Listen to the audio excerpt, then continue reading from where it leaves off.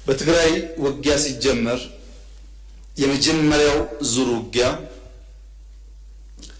ሽሬ ካስለቀቅን በኋላ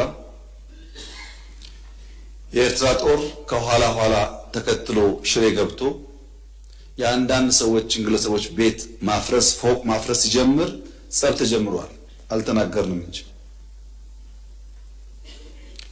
አክሱም ይዘን ስናልፍ አክሱም ገብቶ ወጣቶች በጅምላ ሲረሽን ጸብ ተፋፍሟል። አድዋን ይዘን ስናልፍ አድዋ ሄዶ ፋብሪካዎች ሲፈታታ ሲሰርቅ ጸብ ተጋግሏል።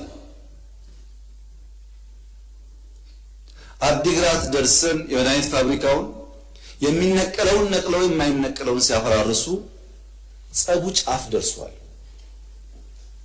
ግን የኢትዮጵያ መንግስት ያኔ በዚህም ለመዋጋት ብቃት አልነበረው። ውስን ኃይል ነበረ። ሽሬን ከያዝን በኋላ ያጠቃውን ጣት እንከተል ነበር እንጂ የያዝነውን ቦታ እያጸናን አንሄድም።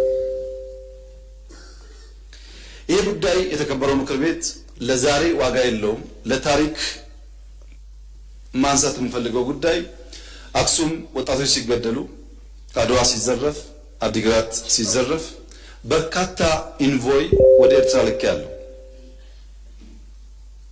የላኳቸው ሰዎች ገሚሱ አሁን ከኛ ጋር የሉ። ለምሳሌ ክቡር አቶ ገዱ ያኔ የውጭ ጉዳይ ሚኒስትር ነበሩ።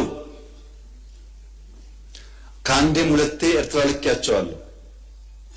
የላኳቸው የትግራይን ህዝቤን አታገሷቅሉ፣ ሀብቱን አትዝረፉ፣ ጸቡ ከቲፒኤልኤፍ እንጂ ከትግራይ ህዝብ አይደለም የሚል ነው። አቶ ገዱ አሁን እኛ ጋር የሉም፣ ግን ክር አላቸው፣ ህሊና አላቸው። ዛሬ ቢደብቁ በታሪክ ውስጥ ይወጣል። ለምን ጉዳይ ሄደው እንደተነጋገሩ እሳቸውም ያውቃሉ፣ ሻዕቢያም ያውቃል፣ እኛም እናውቃለን። አሉ አልሞቱም።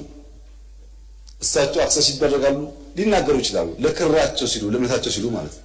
ለምን ጉዳይ እንደሄዱ በእሳቸው መፈታት ሲያቅተው አቶ ደመቀ ልክ ያለው አቶ ደመቀ አሁን እኛ ጋር የሉም፣ በህይወት ስላሉ ለእምነታቸው ለሌላቸው ሊጠየቁ ይችላሉ። ለምን ጉዳይ እንደሄዱ ያውቃሉ። ከነሱም ውጭ አሁን ሲስተም ውስጥ ያሉ 2-3 ሰዎች ልክ ያሉ።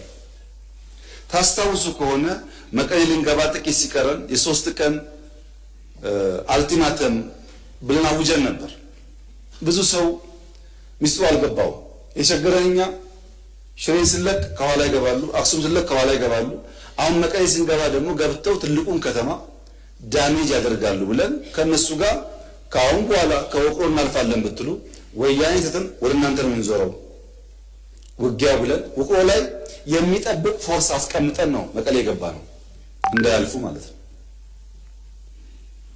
ይሄ ጸብ ተፋፍሞ ሄዶ የፕሪቶሪያ ስምምነት ሲፈረም እንዴት ቲፒኤልኤፍ ሳይጠፋ እንዴት ትግራይ ሳይወድም ፊርማ ይደረጋል በሚል ነው የመጨረሻ ጫፍ የደረሰው ጸቡ። ከዚህ ኃይል ጋር ነው እንግዲህ አንዳንድ ቲፒኤልኤፍ ሰዎች ሆነው ኢትዮጵያን ለማፍረስ እንስራ ያሉት።